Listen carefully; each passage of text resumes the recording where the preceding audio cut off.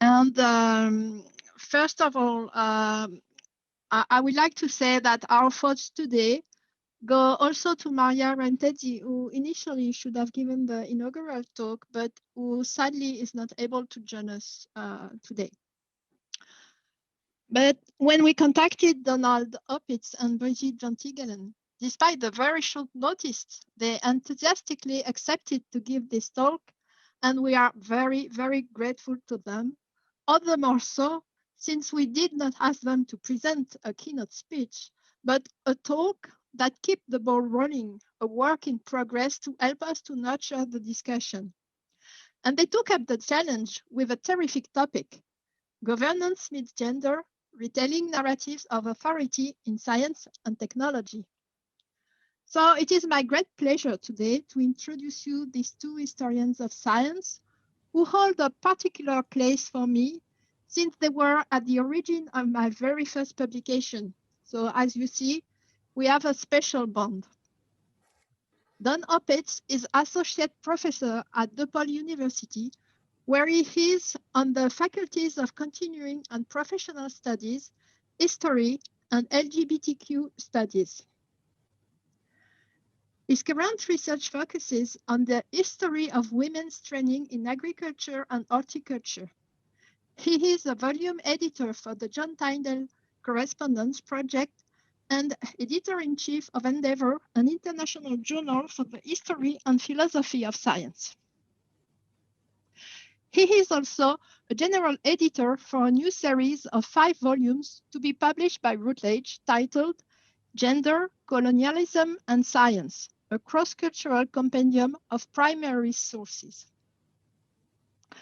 Brigitte Van Tigelen is Director for European Operations at the Science History Institute, based in Philadelphia and Paris.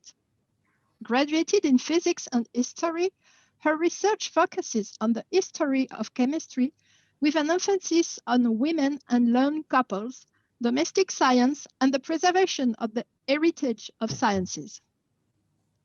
Her last volume, published in 2019, Women in Their Element, selected women's contributions to the periodic system, edited with Annette Lickness, was praised in Nature and the New York Times. Together with fellow chemists, she founded Memotions Associations to promote the history of science in Belgium.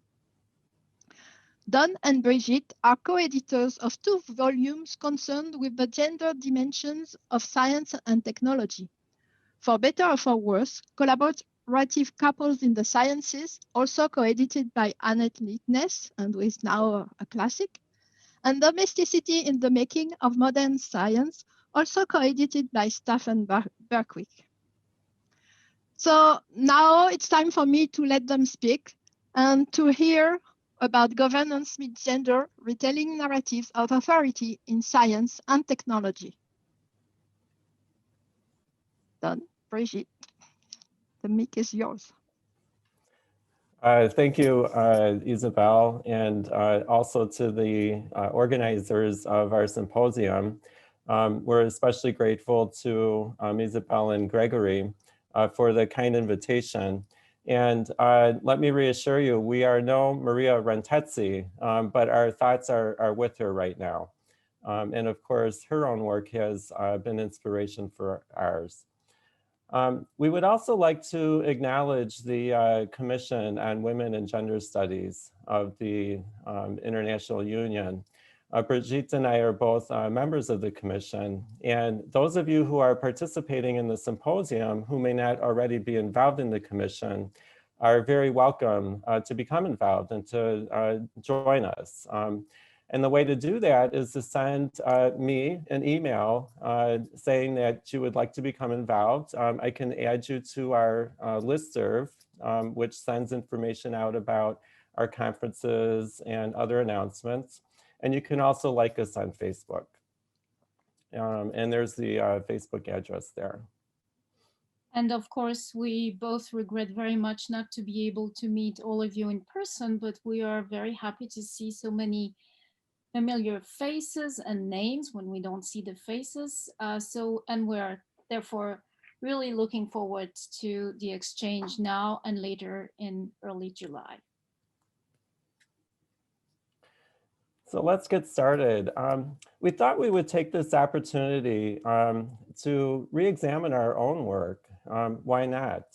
And what we thought we would do today is make the proposal to convince you of the importance of performance in narrating histories of science and technology, in which gender and governance are key emphases. And this is only meant to suggest an idea for thinking about in relationship to your own works. Of course, as we just heard in our introduction, there's lots of ways that we might think about the relationship between governance and gender in histories of science and technology. And we will proceed as follows. We'll begin with a statement of our idea, and then we'll take a journey, and we will start with the Soviet Union. How appropriate that we were meant to be in Moscow, so that seems like a good starting place. And then we will take a travel through our prior works on couples and households, and then consider a couple of new examples on the implications for the perspective that we're bringing in retelling the stories that are embedded in those examples. And we'll conclude with some provocative ideas that we hope to talk further with you through the course of the symposium about. So to get started, we would like to pose our central question. How might we advance our historiography when looking at science and technology through the lenses of gender and governance? Our symposium organizers posed the problematic to us as follows. This conference aims to study a dual process in which women are both subjects and objects of the government of science and technology. As you can tell from the title of our talk, we chose to reinterpret government as governance. Both share the same Latin root, gubernare, to steer, to rule. And we interpret governance as a kind of steering, influencing, that can operate not only in the realms of leadership and politics, but throughout organizational culture in a range of spheres. We also chose to broaden our focus from women as subjects and objects to one of gender, as we feel that the concept of gender does indeed encompass the study of women as subjects and objects. So our emphasis here is precisely to explore how we might rethink our historical practice by overlaying these two lenses in our doing history, those of governance and gender. We propose that the overlap, in fact, illuminates even more brightly the role and power of communications in the reconstruction of personal experiences and their representation to external audiences, or put another way, how gender and governance gets performed. So performance appears to us as a suitable organizing concept because it encapsulates the following tensions. So the tension between offstage and backstage versus onstage. So what happens behind closed doors and how it is presented to the outside world, the tension between the personal and the public, and it also involves costuming or maybe even dressing up, as much as masking. And of course, masking is something we are vividly aware in our present circumstances, and in which we all wear masks for our own protection and that of others. But masks have not only become part of our dressing habits, but it actually also allows us to play with identities.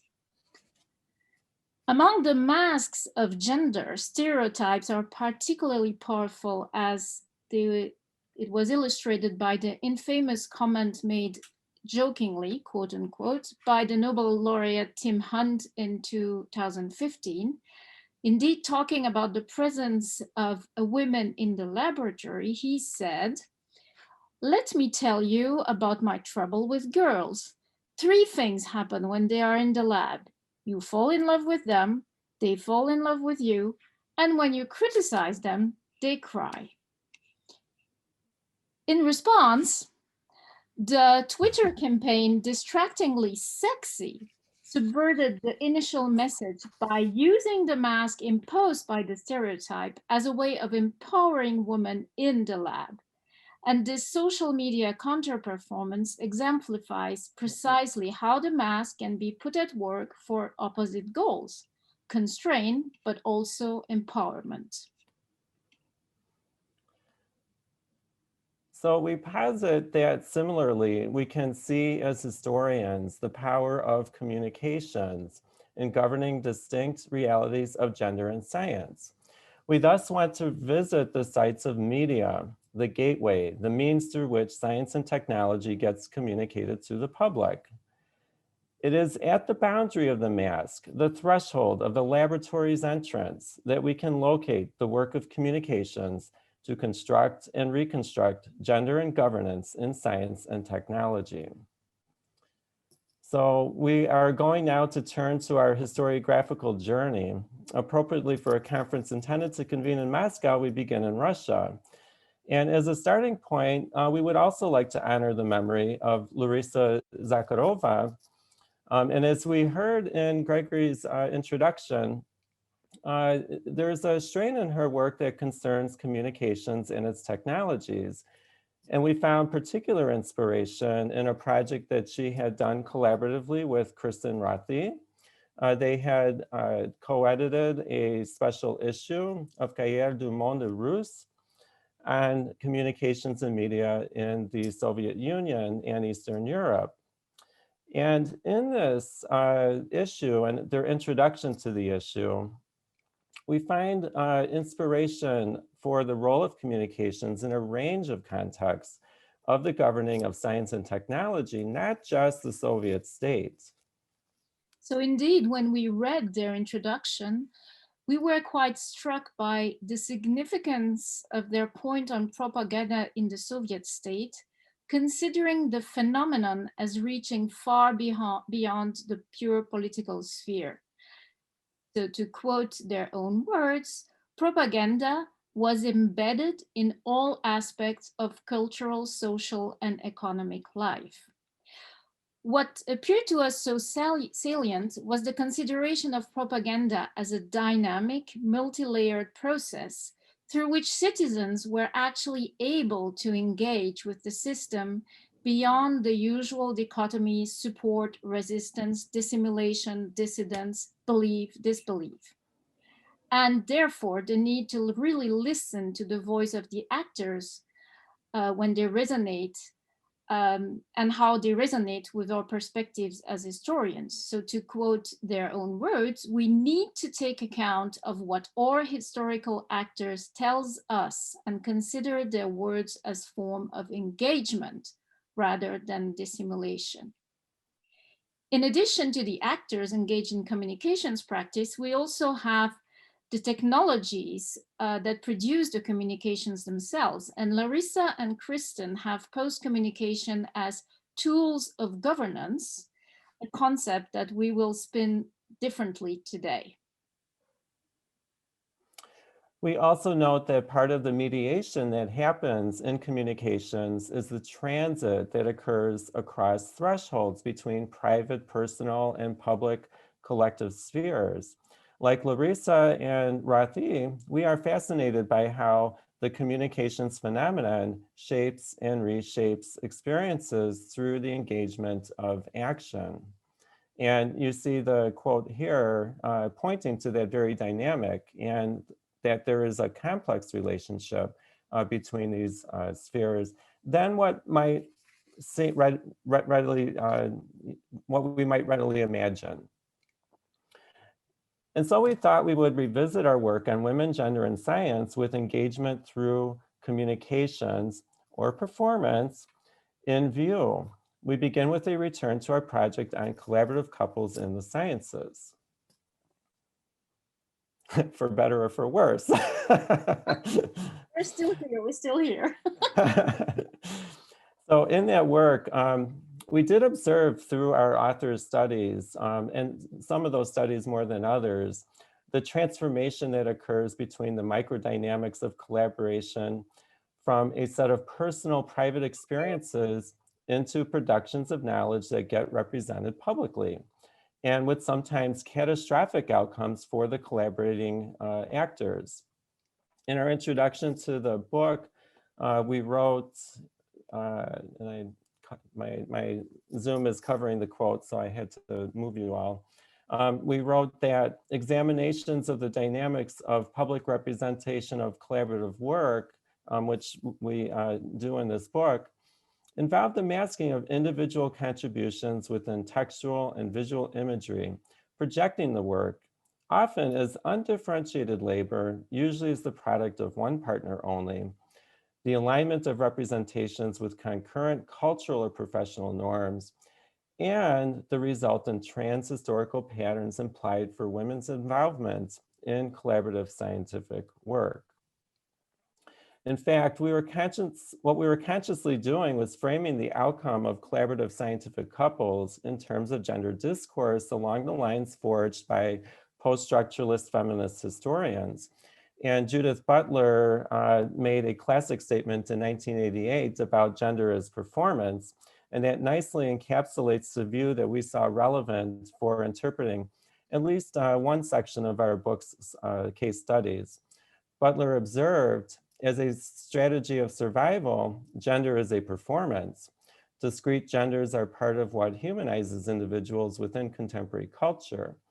Because there is neither an essence that gender expresses or externalizes, nor an objective ideal to which gender aspires, because gender is not a fact, the various acts of gender creates the idea of gender. And without those acts, there would be no gender at all.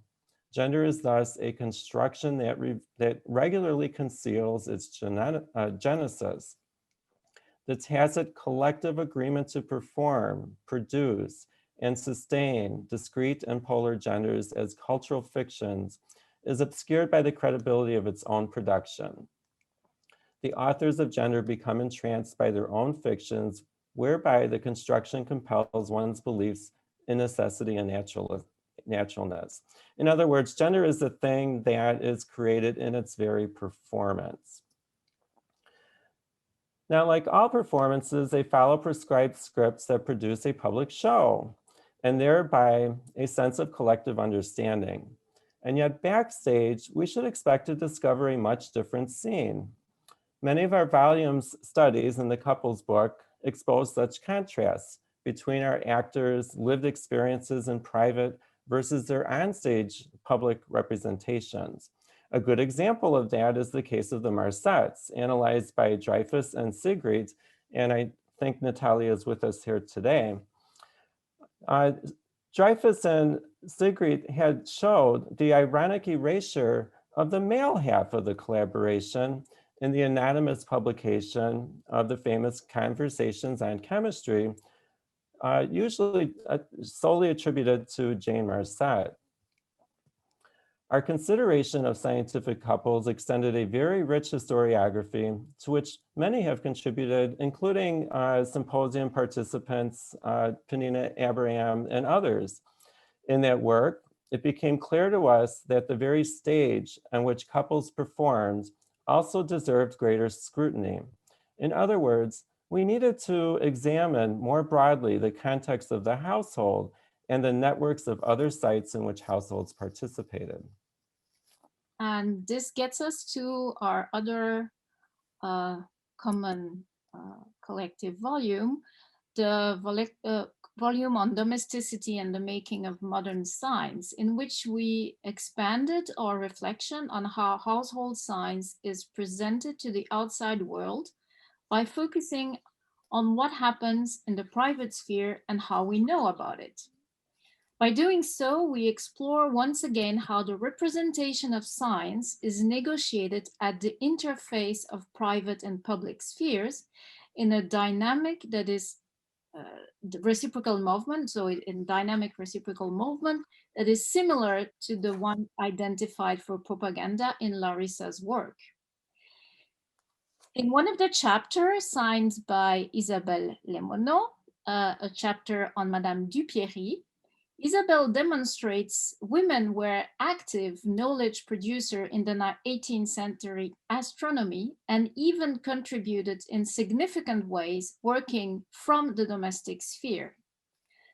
But she also underlines that the domestic setting, which enabled them to participate actively in science, was precisely the cause of their lack of acknowledgement and to some extent of their invisibility in more public academic spheres. Knowledge production is obviously transformed when communicated, and the process of how knowledge production is transformed brings us back to the idea of performance. Indeed, this is precisely what I'm rediscovering as I co-edited a volume of correspondence of the 19th century Irish physicist John Tyndall as part of the John Tyndall Correspondence Project. In that work, I am once again struck by the distinction between what happens privately and what is portrayed publicly. That portrayal indeed highlights the work of domesticity as a form of science propaganda. The labor of John's wife, Louisa, and the domestic setting of their collaborative work, as complex as it was, gets reduced to this kind of image that we see here, which then gets circulated in public. Although the production and circulation of such images is variable and indeed context dependent, reliant upon the technologies of photography, publication, and so forth, their composition, their staging, indeed reproduces rather durable motifs. The wife is a companionate support, an onlooker, if not a muse, to her husband's work. This famous painting of the Lavoisiers, purposely flipped to make its likeness to the Tyndall's picture all the more obvious, similarly conveyed to the public an idealized gendered image of domestic science. More often, however, the public face of domestic science masks the gendered origins through imagery like this one, the lone genius working independently in his private laboratory. There is almost no hint of domesticity, let alone the social dynamics of collaborations that were fundamental to the experimental practice of Lord Rayleigh. Reproductions of this painting, appearing in a number of biographies at Trinity College, Cambridge, and at the Royal Institution, contributed to a public propaganda of sorts, of private Victorian science that relied or belied that practical messiness of offstage domesticity. Ironically, the original of this painting hangs on a wall in the manor house of Rayleigh's estate, Tarling Place, adjacent to another painting facing it, that of Lady Rayleigh. And she is an actor who I have argued elsewhere that was not only a collaborative partner in the science industry of Tarling Place, but also an active agent in the representation of that form of domestic science publicly. In other words, she was very much a producer of the propaganda that we see about private science. In contrast to such idealized images of private home-based science, we can also encounter a rather different set of images of public society-based science. And here again, we see Lord Rayleigh in good company with other men in beards, nothing wrong with beards, John Tyndall also among them. Ironically, the Royal Society's representation of scientific women does not appear in the public media of the newspapers. In contrast, this marble bust of the perhaps divine, muse-like semblance of Mary Somerville existed away from the public gaze, behind closed doors in the halls of the Society's London headquarters. The propaganda, if you will, of public science, really club science, association science, presents a rather theatrical scene, the stuff of lecture halls and civic venues. Here, the Bath Theatre in England for a British Association presidential address. In this fourth section, we will carry forward this way of looking at scientific practice, adding the lens of governance to examples taken out of our own research. The following two cases aim at showing what can be done by us as historians as we narrate. Indeed, we can view historical narration as an added level of performance, and it's important to reflect on it. And it's also a way to see what the conjunction of the two lenses of governance and gender can inform and how they can lead to new insights and new narratives. So to start with, I would like to revisit the case of a female chemist, Agnes Pockels, a German lady who in her 20s investigated the properties of films at the surface of soiled water in her kitchen. And once you've pronounced the word of kitchen, she's often represented in words or in depictions, busy in the kitchen, finding scientific interest in domestic chores. Her social status, though, would not have her doing the dishes, but on the contrary, governing the household, which is another gendered role, of course, and the performance of which, however, opened up to more opportunities than the dishwashing, opportunities she was able to seize. Her home-based science, there's one missing, isn't it? Oh, no problem. Her home-based scientific production did fully embrace the gendered role mediated by her social status, and in fact made her mistress of her own workplace, and research choices. Contrasting her biographical trajectory with that of her brother Frederick Pockels, who enjoyed a real academic career, her sister-in-law situated the kitchen as the place of common discussion, warm and secure for both of the siblings. This was where Agnes was able to be her own mistress, governing her research as she pleased, whereas Frederick felt stuck with endless tasks forced upon him and limitation from professional expectations. The kitchen and the home by no means meant that Agnes was isolated from the scientific networks. On the contrary, and that she only had access to the scientific networks by proxy through her brother. In fact, it was again through her domestic role that she was able to connect in person with scientists sharing similar research interests. Here we have her noting the overnight visit of two professors to which she had already been introduced, who were coming to Braunschweig, where she lived, on the occasion of a meeting of the Gesellschaft Deutscher Naturforscher und Ärzte. This opened her the possibility to step out of the household and attend a few sessions. These meetings of the German Society for Scientists and Physicians, these meetings were organized every year in a different German-speaking city. And here I say German-speaking city because it was beyond just Germany, which didn't exist. And they became a real mundane and cultural event, offering not only scientific lectures, but also excursions, concerts, balls, and social activities attended by female household members of scientists and physicians.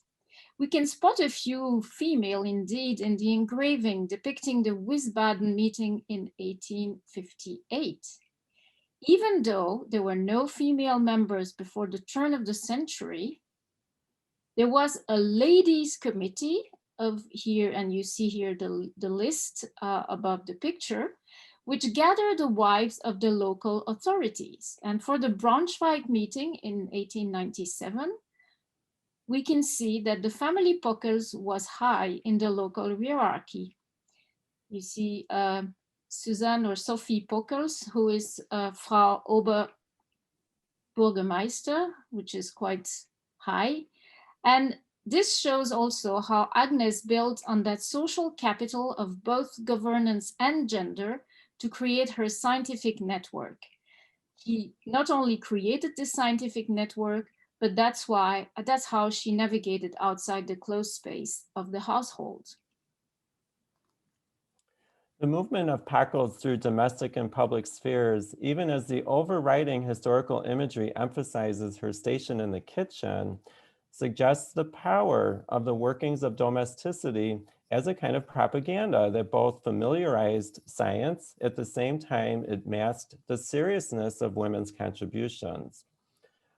But what if, like the women scientists of the distractingly sexy campaign, claims that ideology is a kind of political sword? So I wish to close with one last example to illustrate this potential political dimension to the discourses of domesticity and its role in the public sphere of women's pursuit of science. The example that I have in mind here is that of the scheme for agricultural training for women as devised by Lady Frances Warwick, also known as Daisy, who sought to provide scientific technical training for women for work in the sphere of horticulture and agriculture in England in the late 19th and early 20th century. Warwick's ideas were widely promoted in the popular press, and what interests me here is how that popularization created a kind of domestic science propaganda. As one clue, the subtitle of this article here depicted that the starting point was indeed the kitchen. We're moving from the kitchen now into the gardens. Lady Warwick's program was established at a domestic site in the country, Studley Castle, and you see that here in England. There is much that can be said about how this case is infused with domesticity. Beyond the site of the college, there is also the very rationale underpinning the notion of scientific training for women in a field, agriculture, generally conceptualized as the domain of men. And I'll say more about that in a moment. And there's also the symbolism of a matronly lady of the house, Daisy Warwick, ruling over the entire scheme. She referred to her charges as my daughters of Ceres. Indeed, this may very well have been governance within a female sphere. In Warwick's public pronouncements, she repeatedly emphasized her view that this training of women contributed to a domesticated sphere of agriculture, in her terms, the lighter branches of agriculture, and thereby not only gave women opportunities that counteracted the problem of economic distress increasingly experienced by middle-class women, especially if they were single, but it also provided a solution to the domestic economy that was undergoing an agricultural depression in Britain as a result of foreign competition. So we see the rhetoric of domesticity in her very logic for this scheme. She essentially clothed her agenda as a form of domestic science, which we know from the historiography, Margaret Rossiter and others, created a wedge for women in science that both produced new opportunities and yet often sidelined women's fuller participation in research-based sciences and technology. And not everyone agreed with the domestic science approach. And in the early 20th century, the Cambridge chemistry lecturer Ida Freund vociferously opposed the notion that chemistry could be properly learned in the kitchen. These debates occurred in the media of the day, and they illustrate how the messaging of domestic science fed alternative propaganda. Domestic science was certainly not the same thing to all actors on the stage. In short, how science and technology was governed to include, sideline, or exclude women relied upon the performance of gender-based public relations campaigns, propaganda, and those might be taken into account for a fuller historical understanding of the interrelationship of gender, governance, science, and technology that we are exploring through this symposium. We now come to our conclusion. Coming back to our overarching point, the two examples we just explored, that of Pockels and that of Warwick, demonstrate the added value of looking through the double lens of governance and gender. In particular, we suggest that by paying attention to the interfaces between the different spheres that will appear now, we can then observe how the production of knowledge is transmitted and transformed as it crosses thresholds, moves from offstage to onstage, and gets performed for public audiences. We can observe the masking of knowledge and the roles of the actors producing it, and then its showcasing as a kind of performance that aligns with cultural or public norms. With this view, we see that the domestic exists not only as a sphere, but also as a form of propaganda. Returning to the emphasis Larissa placed on communications and its technologies in the context of a propaganda state, we consider how the communications itself can be a site where we observe how science and technology gets governed. And to extend this pattern beyond the feminine sphere constructed by Warwick, domesticity as a propaganda could also be used to promote a certain image of gentlemanly science, one devoid of all social context and the messiness of households, as in the case of Charles Darwin's study, illustrated here for the English general periodical Century magazine in 1883. So to close, we might ask the following questions. What can we see at the very threshold that is the transition between the interior and the exterior of particular spheres where knowledge is collectively produced, circulated, and consumed? How is that the mediation, communication, and performance of science and technology govern it in ways that produces gender-based outcomes? In sum, how does this historiographical emphasis enrich and advance our historical narratives on women, gender, and governance in science and technology? Thank you. Merci beaucoup. Spasibo большое. And we really look forward to exchanging with you.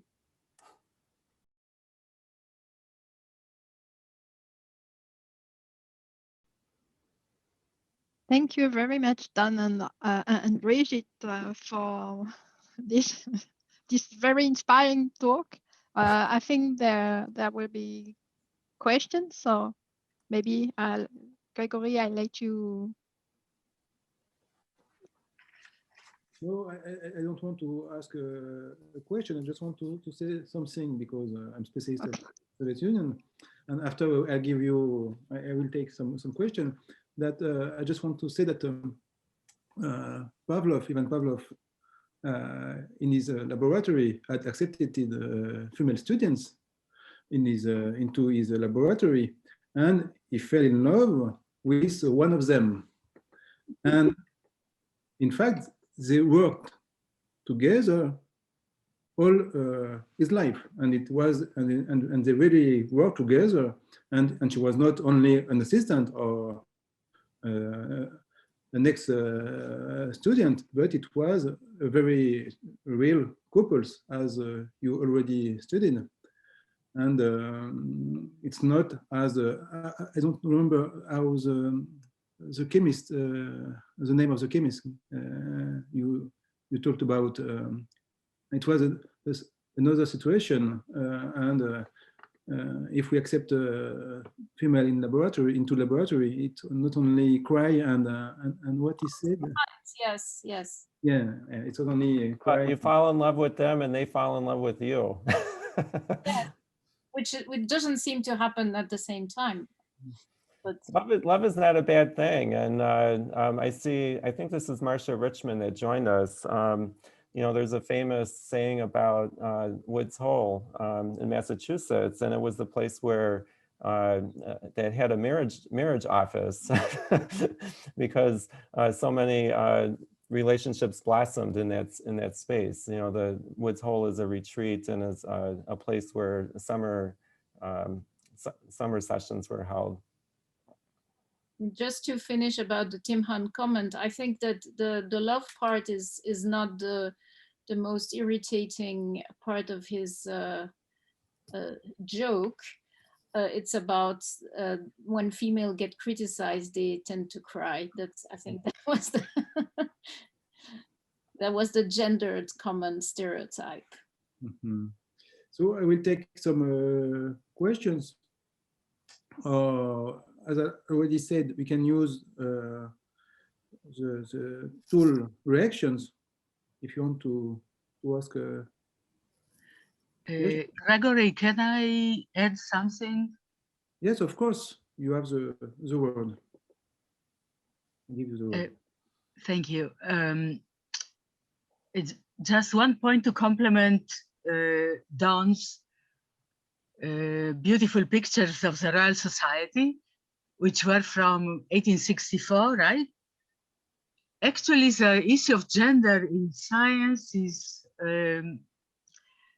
performed a bit earlier in the context of the creation of the British Association for the Advancement of Science in 1831. And I had the misfortune to work on the first decade as a slave on a plantation in history of science.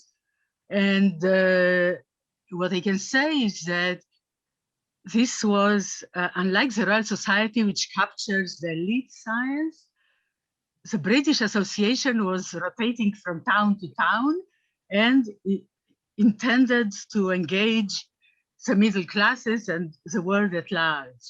So all the events had women, but women were not presenting, even though this is the age that one of its founders, Charles Babbage, was collaborating, of course, with Ada Lovelace. But this performance issue is amazing because if you look at the other events, you see a lot of women, but you don't see presentation. I think very, very few, if any, are on the program. Now, another point of the collaborative couples that Dawn and Brigitte mentioned, despite the fact that the two of them co-edited with others 2 volumes, and I co-edited with 2 others a volume, every day I get the impression that a lot remains to be said. And what I mean is that the asymmetry between the genders means that even if a couple, every member does the same, the public perception will be different because there is a spillover which is asymmetric between what the female partner does and what the male partner. And this is underexplored, and I'd like to encourage many of you who did not dip as yet in the big lake or ocean of collaborative couples to look there. There is really much more to be said about the subject. Thank you. If I can just thank Penina for those remarks, I completely agree. There's so much more to be explored. And I think that was sort of the part of what we wanted to convey is that once you look at the interface of the household and the microdynamics of close collaborations with other social spheres, something happens. You know, it's that transit of what's happening, you know, and sort of in practice to how it gets represented in the public forums, you know, that we find so interesting. And I think it's that's one dimension that is so worth looking further into.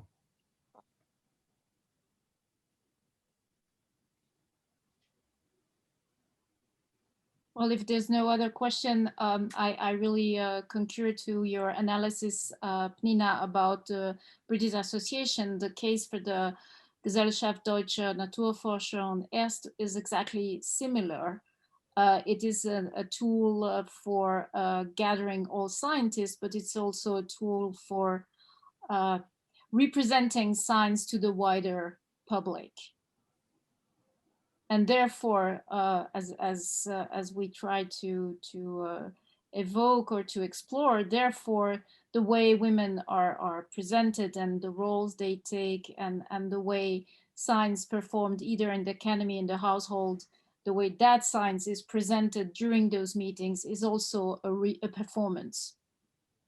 And as historians, it is really important or crucial that we really analyze the way the performance is constructed when it goes from the private of the laboratory, even in academic settings and the households.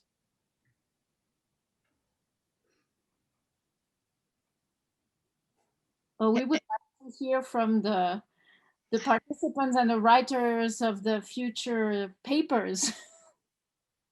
I would have a question because I'm very interested in this line of study through performance at the interface of the spheres, and I would wonder what would you say about the regulation, because I think in the performance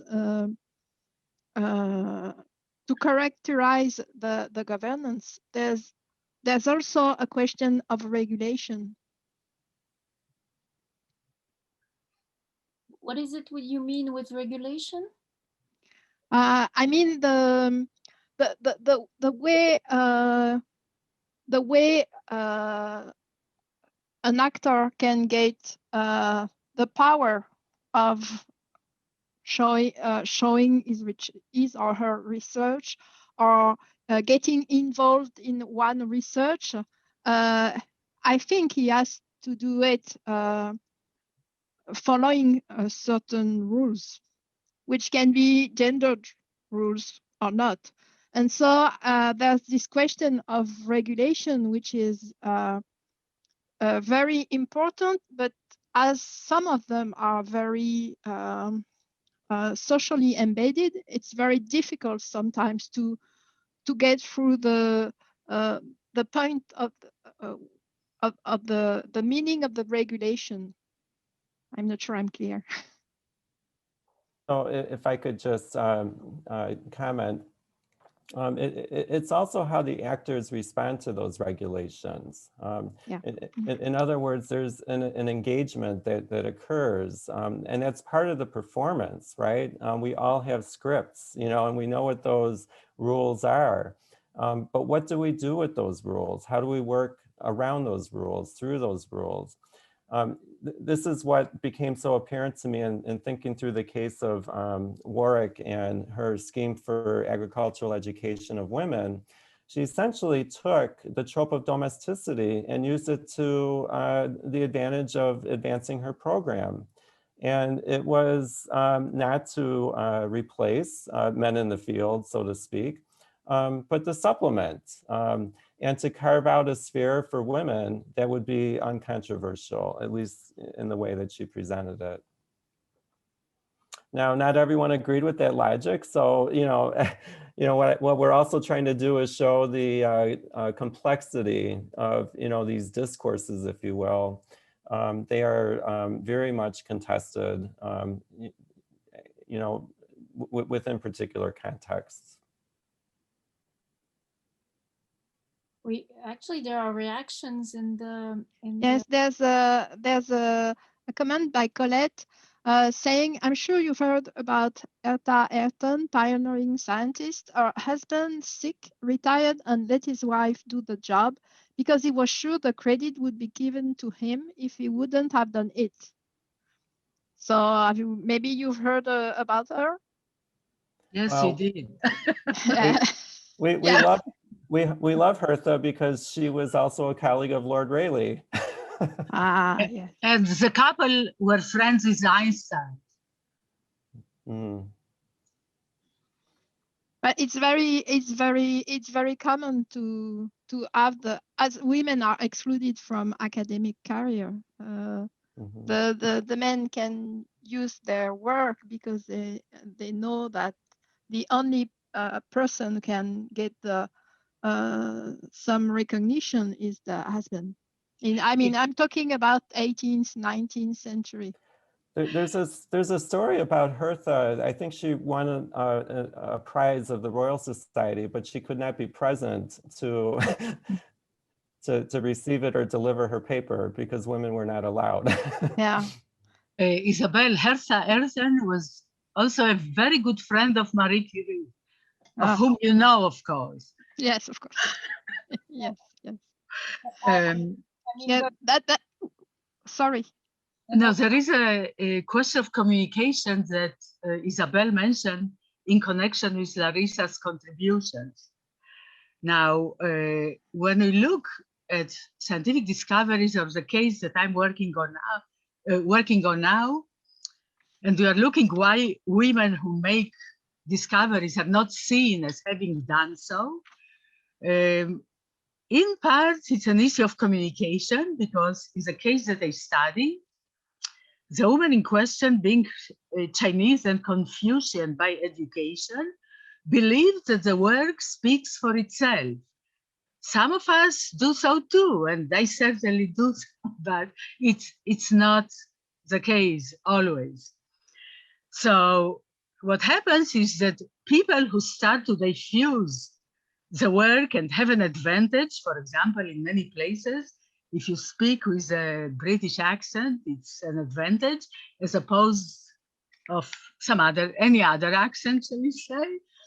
And the people who began to diffuse the discovery and just minimizing that they were not those who made it, but were close enough to know what happened, ended up getting the Nobel Prize. And the woman who did most of the work, but never went on a publicity tour or never touted her horn, because in her culture, this is considered bad form. And you know, communication sometimes is very central. Women are not as comfortable historically to be in the public eye, because then people look at their hairdo, at their clothing, at their I don't know what else, and they don't pay sufficient attention to what they have to say. So there is here another gender asymmetry embedded in our culture that contributes to sometimes misplacing the credit for scientific discovery.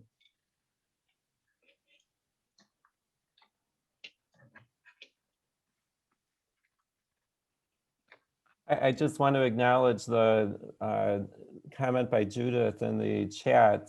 Thank you, Judith. And also, she raises a good point.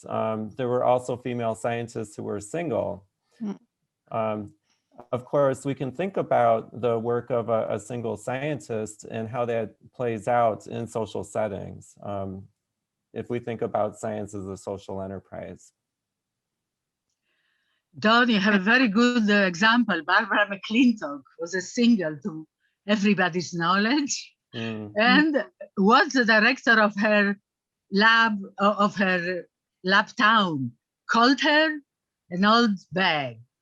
And she received the Nobel Prize at 83, which is considered an old age, but she was very athletic. She was never anything close to old bag, and yeah, this is the treatment she received.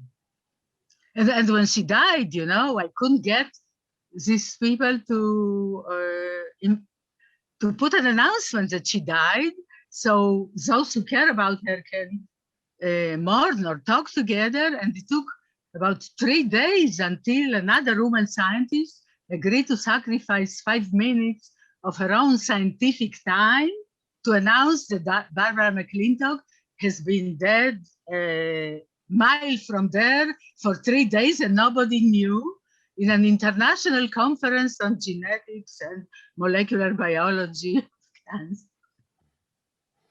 Yes. Yeah. I think Marcia wanted to say, well, Judith, did you, Judith, bonjour. Bonjour.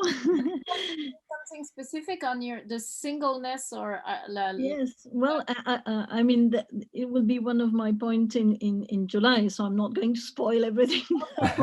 I mean, no, I just want, it was, I meant, of course, very inspirating, sorry. Oh, very inspiring, sorry. There was a misspelling from, no, I mean, I'm very interested in, thank you very much for your paper. It was really interesting. And I think there's a big issue on, of course, on what you've been talking about couples, because the female physician which I'm working on is a single woman, but still it's more than that. It means that all her sisters are also single women, and there's like a, I don't know, some like familial strategy to have all these daughters singles and being professionals and having a personal career in arts, in history of science, in medicine, and that's really, and all her cousins also are exactly the same. So it's something like a social construction, which is actually like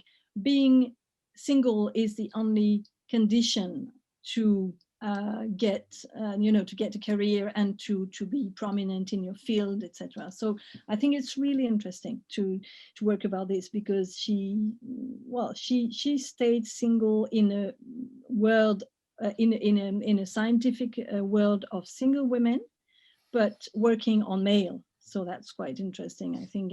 And thank you very much for your I mean, it's really inspiring and promising for the following. Thank you.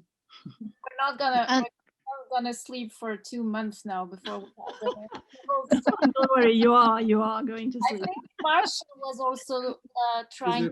Marsha, I want to Yes, ask, Marsha raised her hand. to ask a question, and there is a reaction in the chat. Yes, with Anna. So maybe we start with Marsha and after Anna. So again, I'm really sorry that I missed your talk. I came in, I think, on the last sentence, but I look forward to looking at the recording. So thank you for that. I just wanted to mention a couple of things. I literally on Sunday, I turned in an article that is supposed to be published in a special issue on new directions in the historiography of genetics. And I was the only one who took on women in genetics. And I decided to kind of do a clarion call. It's called The Imperative for Inclusion, and why women must be included in historiography. And the tack that I took for that, and I'd be very interested, I haven't had a chance to circulate the article because it was due on Sunday, is to do a gender analysis of the discipline itself. So what I did was start in 1900 and I go up through 1940s, through the classical period, and I look at what I call the gendered hierarchy within science. And specifically, it's interesting for genetics because initially, as you well know, there were, mainly women in genetics, right? And then once Mendelism was proven to be a legitimate field, and men did, and women gradually became marginalized. But that allows you to look at, the neutral playing field in the first 10 years of genetics, then supplanted by a system in which women become members of research groups. They are the assistants, there are the directors of the laboratories. You mentioned publication. I've got documentation from Cold Spring Harbor Laboratory that even whether or not the male director had done any of the work, his name automatically went on the publication, and that lessened the authority of the women. The other thing that came out, what I'm trying to say is that if you look systematically at a discipline, be it genetics or chemistry, biochemistry, hello, I think that might be a route whereby all of these threads that we've been arguing for the last 2 decades can come together. And we can see that it's not just the question of individuals and their worth, but it's the system in which their work was embedded. And if you do that, what I concluded was that after World War II, things loosened up a little bit, such that you can get a Barbara McClintock coming to the fore. And she was the first woman to be acknowledged as a researcher as opposed to an assistant since 1904, 1910, there was an earlier. And then by the 1950s, you can get Rachel Carson and Lottie Auerbach, coming in as independent researchers, right? Because the strictures, that kind of gendered structural hierarchy loosened up as we moved from research groups to more a different kind of structure of research, more toward an independent, transdisciplinary kind of team science and so forth. But anyway, I'd be very interested to, if anybody wants to read the article before it's ever published, I'd be happy to share it with you and then get feedback, because obviously I'm going to have to revise it before it's actually published. One thing I can mention though about the marriages, again, what I'm arguing is that the growth of coeducational opportunities for graduate students, for women to come in to become master's and PhD students, put them into mixed gender laboratories for the first time. It's interesting because Bateson, even at the John Innes, he had a women's laboratory and a men's laboratory. So there's the separation of the spheres, right? But in a lot of these new institutions and the departments, women are brought into a mixed gender laboratory.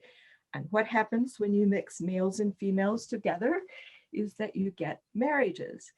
And it's very interesting. So I could track within the Columbia, the Morgan group, extended group, there are at least 4 marriages out of that group. And all of the women devise ways, in much the same way, Don, that you're talking about, how women break the rules or find ways to work within the social strictures. They all found ways to carry on and had lifelong careers in science. So anyway, I'm pretty excited about this. It's something that I would not have been able to do just by looking at single cases. But Edith Stamhouse and I are working on this book. We're trying to finally finish up the manuscript on women in genetics, where we're looking at the US, the UK, the Netherlands, Germany, and Russia. If we can get anybody to help us with Russia, we're having some trouble there. So that's it for me. That's for Gregory.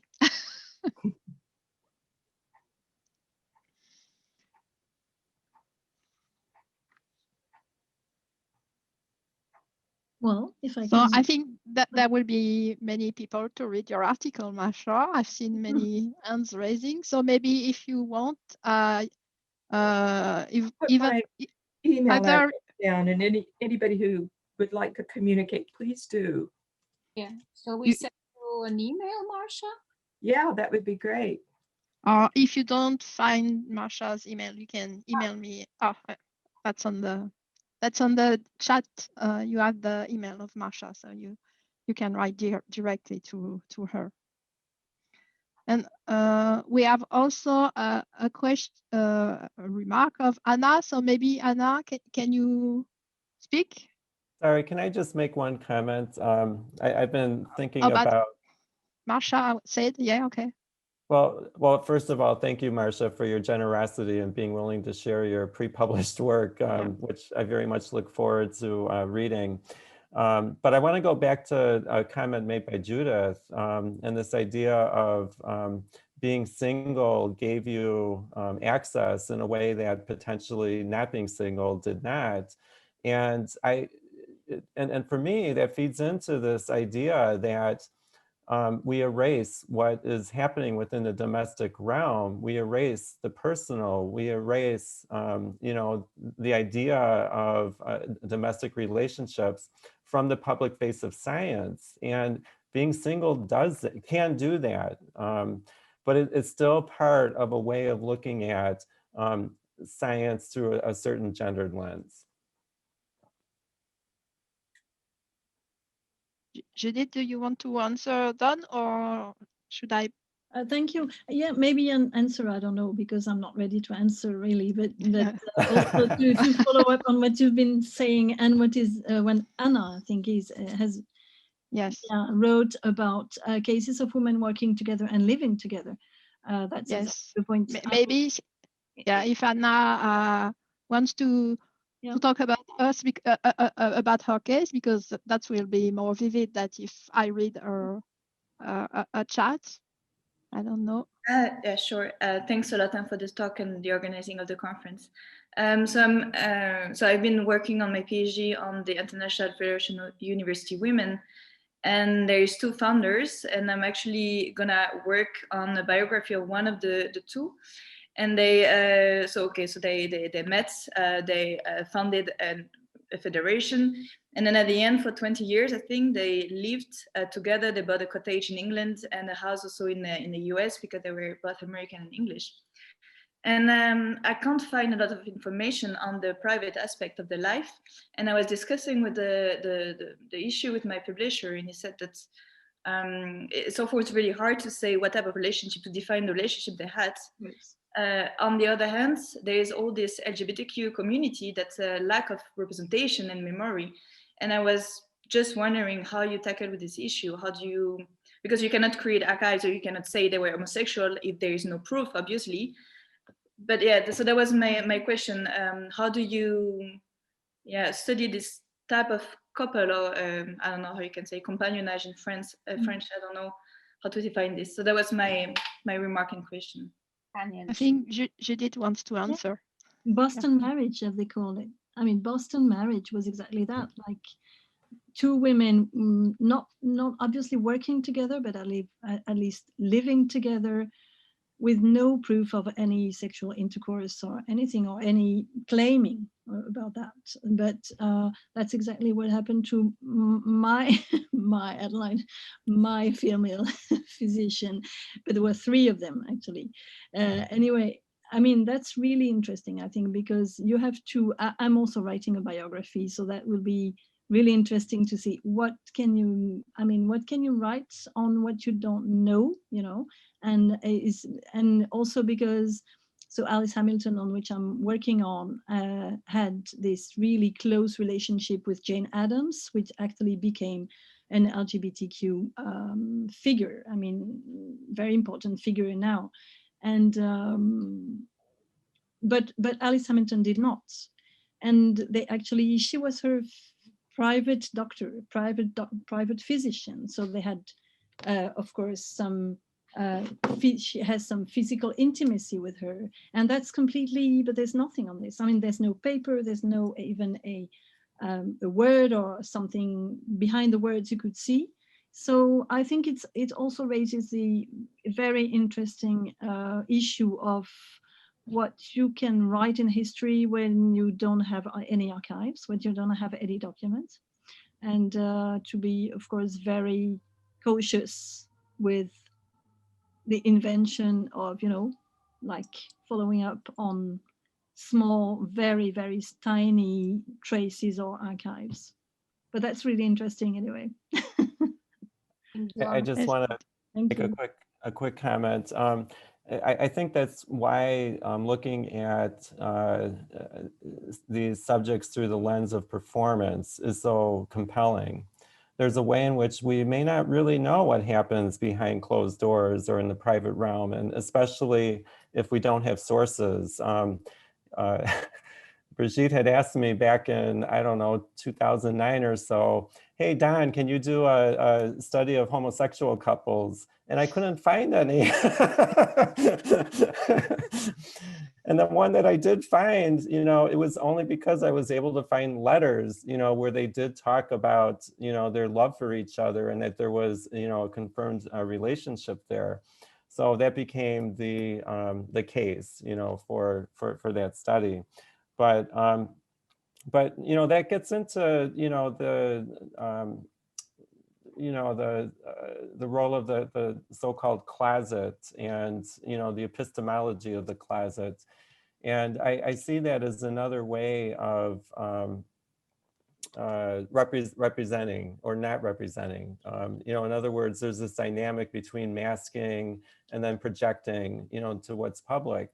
And I think as historians, and I'm just gonna, you know, talk speculatively here, you know, we do have some poetic license to be able to interpret our evidence, you know, based on what we're seeing in a way that we can make a case for what's happening, you know, in that dynamic between what's private and what gets represented publicly.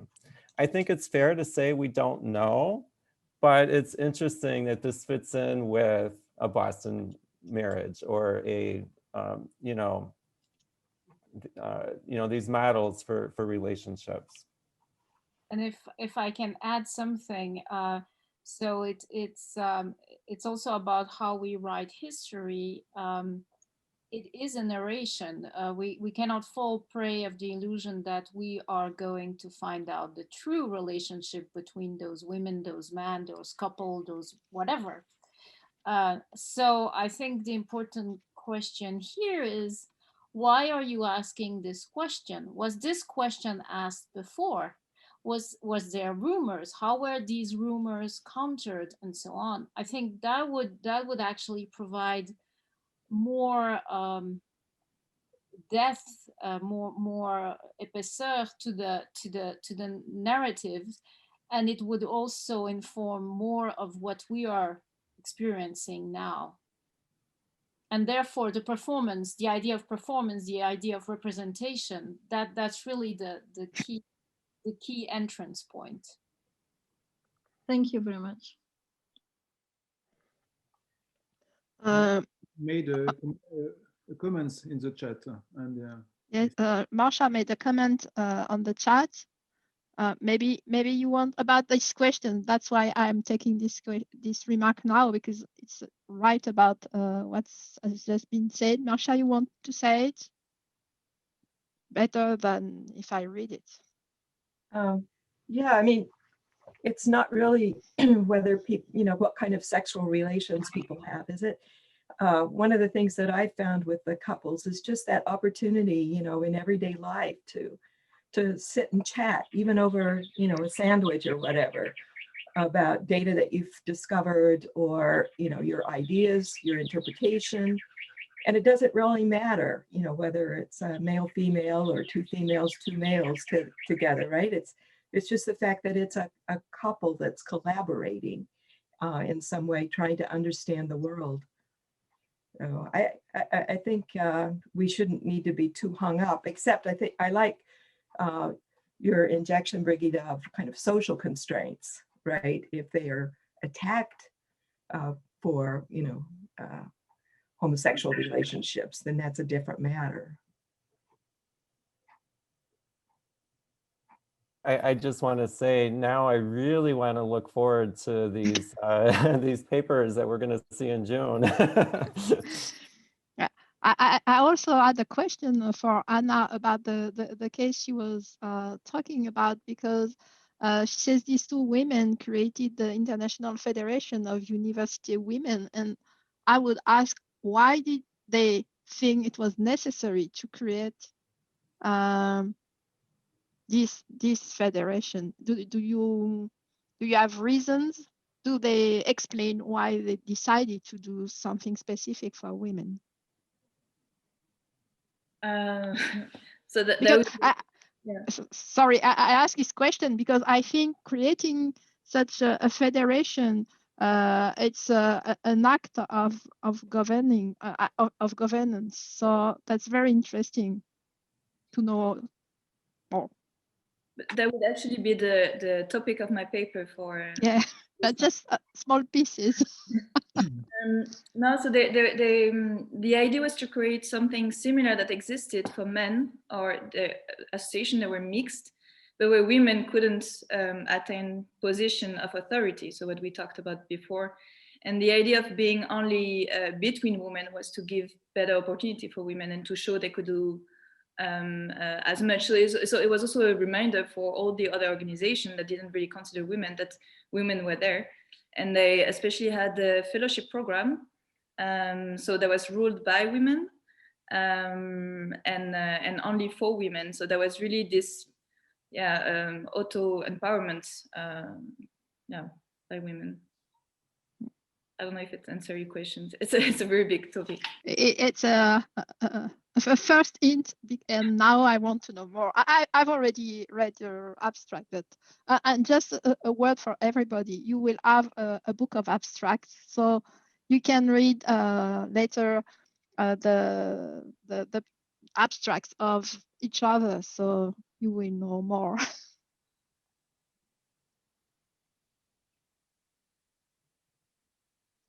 And we have several remarks from Anne and Nina about the fact that women could not sign the books on certain periods or location, making the man the author. So it's in the case of couples.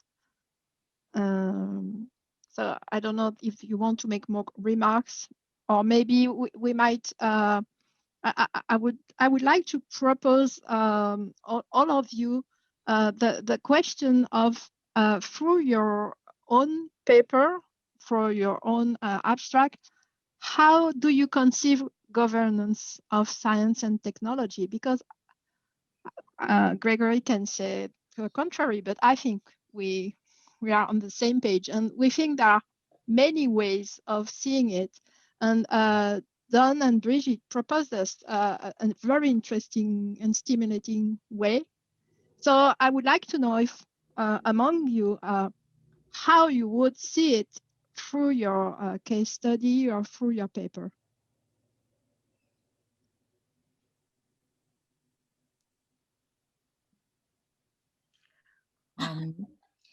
I try to ask myself why this lack of recognition for women remains systemic, and it appears to be part of the fabric of science, and there is no particular efforts to change it. You know, I'm campaigning for changing the Nobel composition and stuff like that, but most people seem to acquiesce in the status quo. And then I thought that maybe this sacrificing of the recognition of some people, in our case women, but it also goes for juniors, foreigners, and other people that belong to categories, social categories that are undervalued. And to restrict it to particular people, in case of science, lab directors. And it's possible, and you feel free to take issue or criticize, because I'm not committed to this as yet. It's possible that this is a price that science is willing to pay in order to secure the reproduction of the institution of a lab director, which is really a lot of work, and it may be a pillar of how the entire system works. You need some kind of stability, and these people know that at some point, whether they deserve it or not, they will get something from the system. I don't know, I'm not totally happy with that, but it's like a society sacrifices deliberately certain categories. It must have a very important social function. In anthropology, people are sacrificed for very obvious reasons that are considered beneficial to the society as a whole. the question is, what is the equivalent in science, in the governance of science, unless you want to preserve a unit of governing, which is the lab director, and then you commit injustices because otherwise you cannot preserve your atomistic, atom-like unit of governing. I just was pushed or forced by my own findings to look into them because it's totally irrational. But, you know, in anthropology, a lot of things are irrational as well. So, you know, I'd be interested very much in how you look at that. Thank you. Does someone want to answer?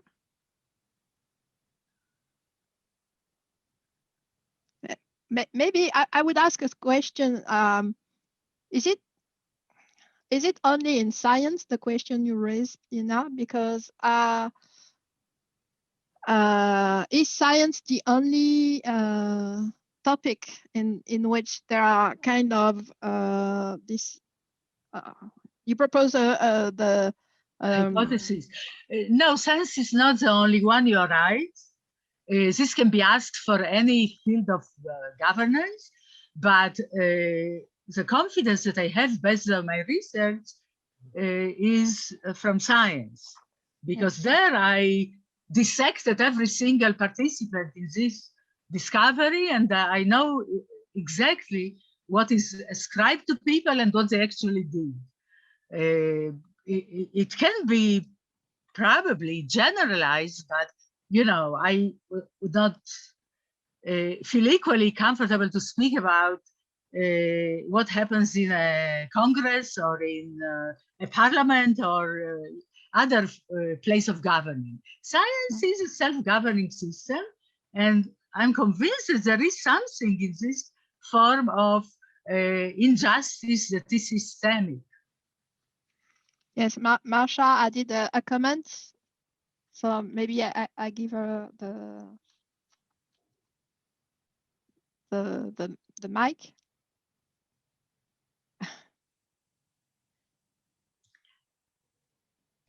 I took off my mic, sorry. Oh, sorry.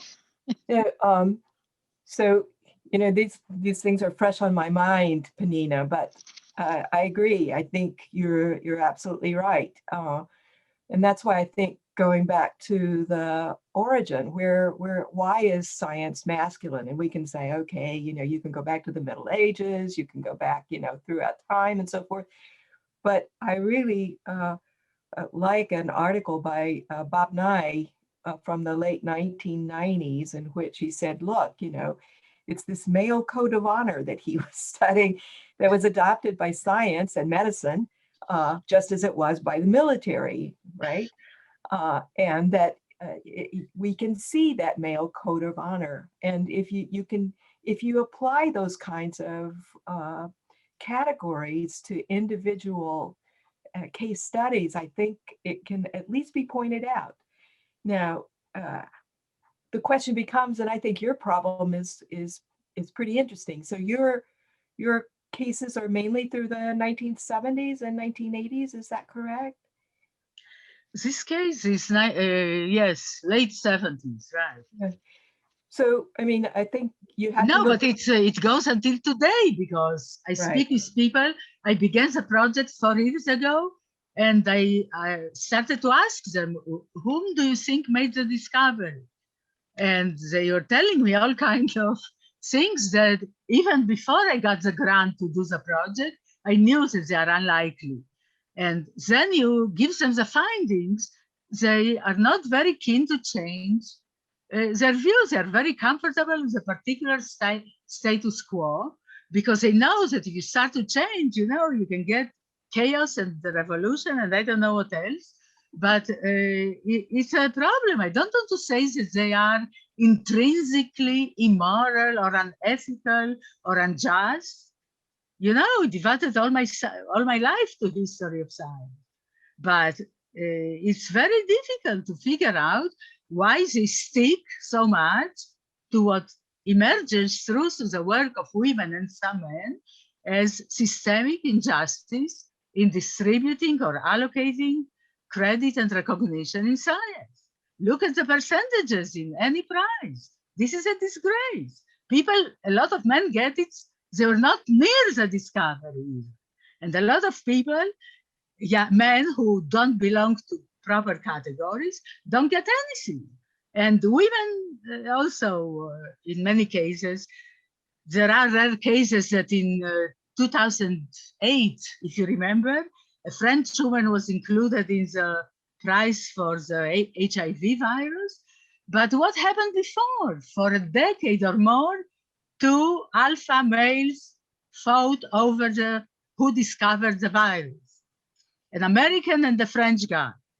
And their lab directors signed an agreement to split the royalties from medication.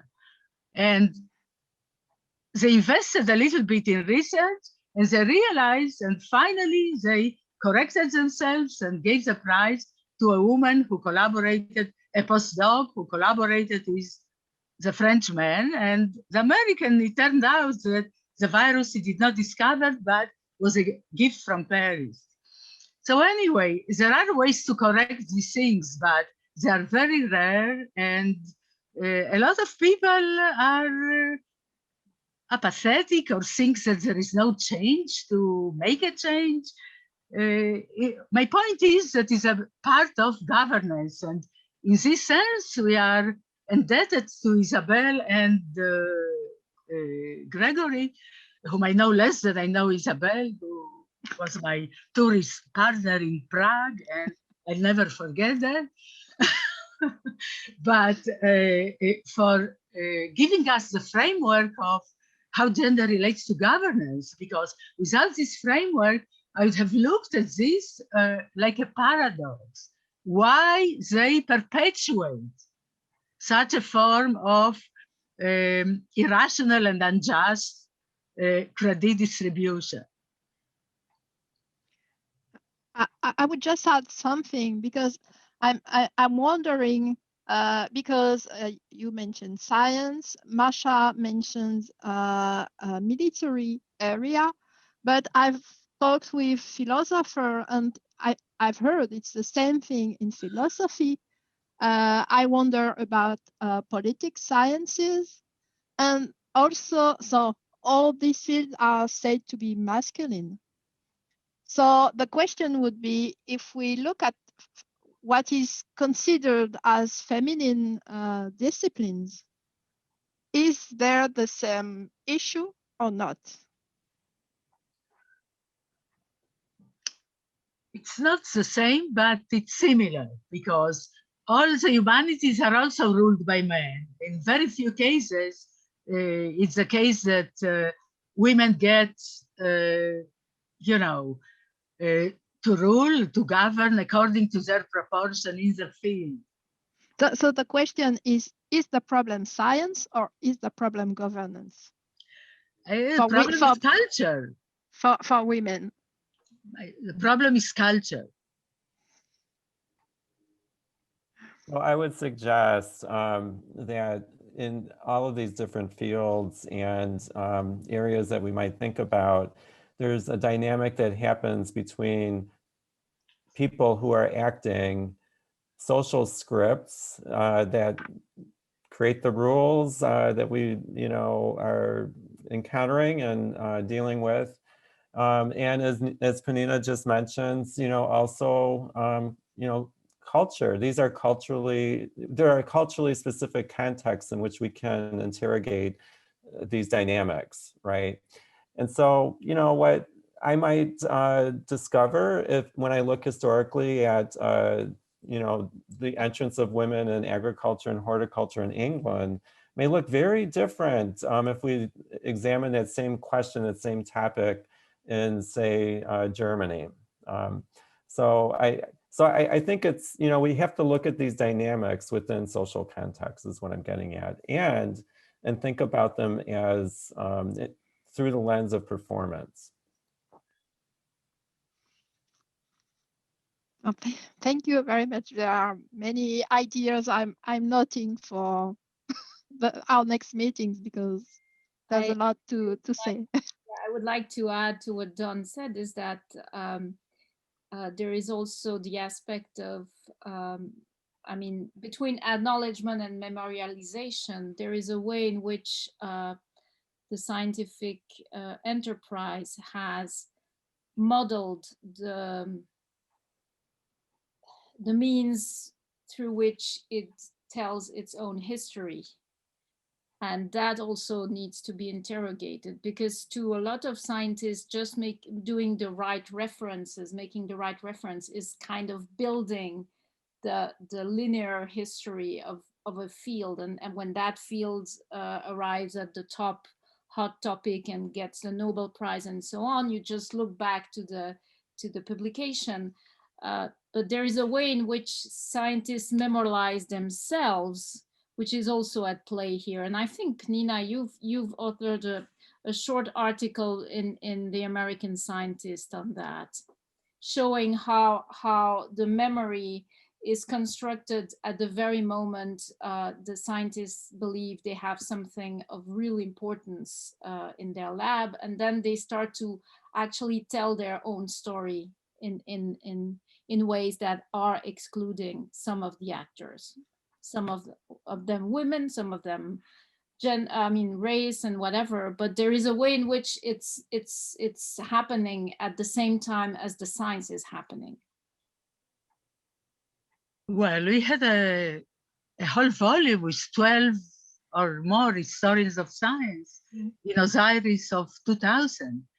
And you're right that the way science is commemorated, one of the most important categories is not just discovery, which is American Scientist's article, it's a great minds.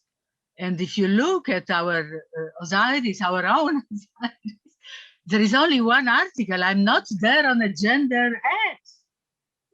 I'm on a commemoration head. But I asked my very good friend, and all of you hold your fingers for her health, Joy, to write a paper on commemoration of a French woman, Clémence Royer. So she's represented, all the articles, including those that I wrote.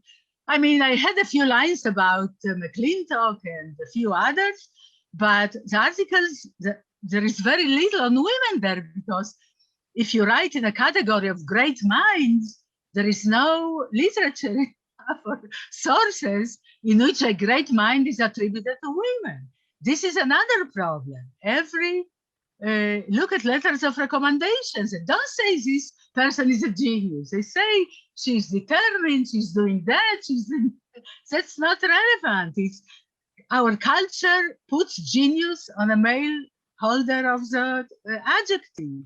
And as long as this continues, if we try to see that science has great minds, we're going to find just exceptional women here and there. Majority are not going to be there. And I come back to these conclusions that I see that Don also accepts, and somebody else, Colette.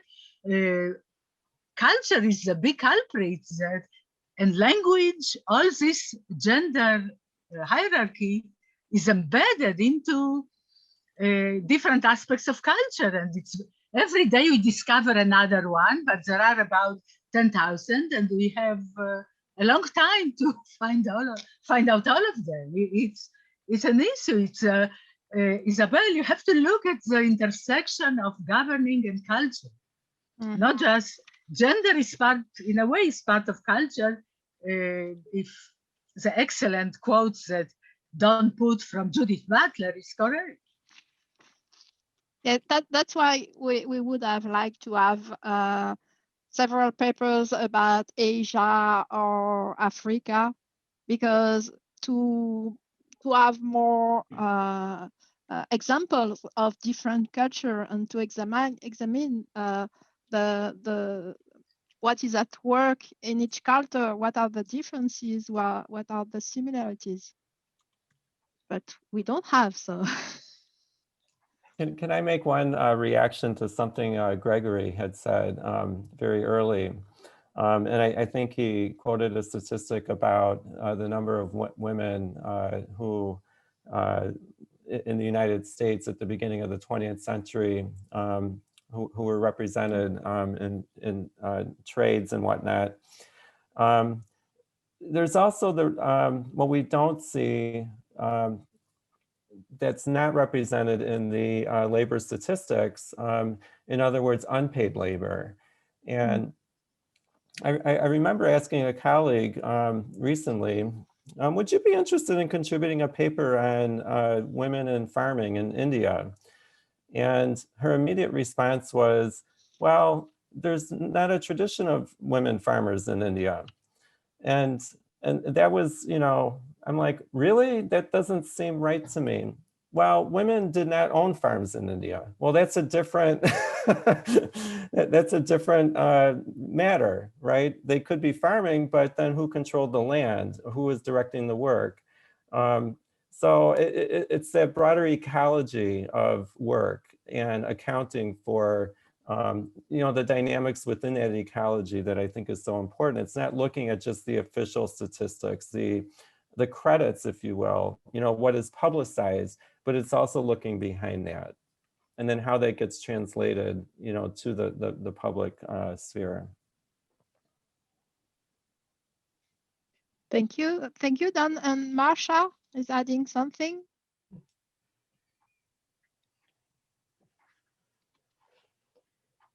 Yeah, I ran across a letter recently that was written by someone who was writing about a British woman who was doing really great things in the structure of proteins, you know, and he was writing privately to someone, and he said, yes, she's really a good worker and so on and so forth. But I just believe that only men have that creative spark. And I can't quote that yet because it's not published, right? It was something I was reviewing. But I thought, you know, that's really true. I think that old notion that, you know, there's intellectual differences between males and females is still very much a cultural bias that we sometimes carry, and that goes into some of the amazing stories about implicit bias when you've got exactly the same candidates, you know, up for a position, and the male is praised, even though it's a neutral, you know, the male is praised and the woman is looked over. The other thing I want to mention is, have you all been able to watch that recent documentary? Is it Picture a Scientist? Yes. And that, even though it's talking about, you know, the sexual discrimination that women face in modern science, still it's like, oh, that's so, you know, they talk about the implicit bias is there. And the fact that even women at MIT would get less laboratory space than males. I mean, it's just there. And that's why I think the work of, you know, all of you all is just so incredibly important. We just have to keep beavering away and pointing out illustrations from the past and carry forward the message into the present as well. Would you have the reference? It's in the American Scientist? No. Yeah.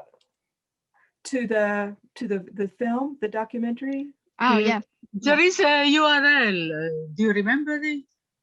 I can find it. No, just www.pictureascientist.com. Oh, pictures. As Picture as scientists, and yes. Even if you have spelling mistakes, the internet will correct you. Okay. Boy, if you get to watch it, it's wonderful. Yeah, you know, it's shocking. It's a geologist, a chemist, and a biologist. And the biologist is Nancy Hopkins, whose efforts led to the resignation of the Harvard president, who said that women don't like to work long hours, which occupations like science or other important ones require. And also floated the idea, this is 2005, floated the idea that, and you know, Nancy Hopkins is someone who's been in science all her life at MIT, a full professor. And this guy, Larry Summers, tells her that she doesn't like to work long hours. So, and, you know, I looked at this scandal in 2005, and this stuff is still posted on one of my websites. So you can see there all the photos of 4 university presidents in the US, Stanford, Harvard, Princeton, and something else, all trying to cope with this problem of sexual harassment and discrimination, and not very impressively. And Colette is saying that we can watch it in France next week in English or in French subtitle. And you just have to write an email to Colette. She put her email on the chat. She will give you the information if you want to watch the movie. But Judith puts URL. This is always good. It's to have French subtitle. Ah, sorry.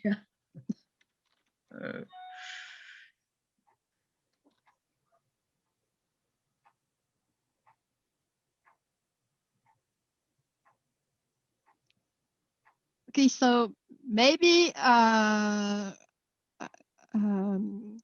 we have initiated the discussion. That was the goal.